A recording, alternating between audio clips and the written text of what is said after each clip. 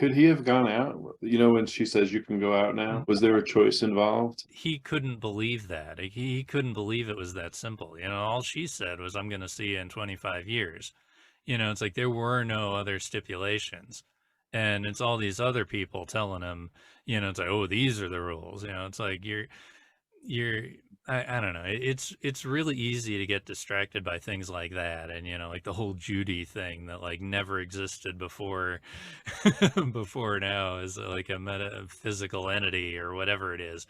You know, it's like I kind of feel like all that stuff is the distraction that is built in lodge space, and like you know, like you can live in there if you want to, but you don't have to. You know, it's like you just listen to the people that are sitting with you saying it's like you can go out now.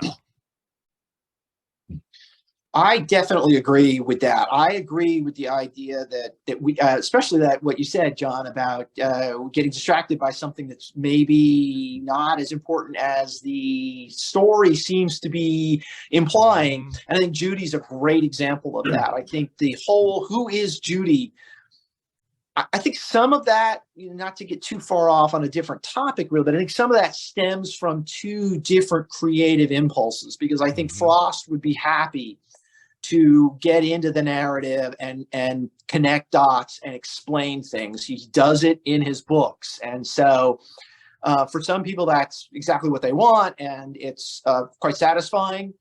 I don't think Lynch is that way. I think Lynch is more interested in leaving it vague and leaving it open, and also maybe implying, as you say, the idea that don't get distracted by trying to pin down an identity, because that's not what this is about. So I like that idea a lot.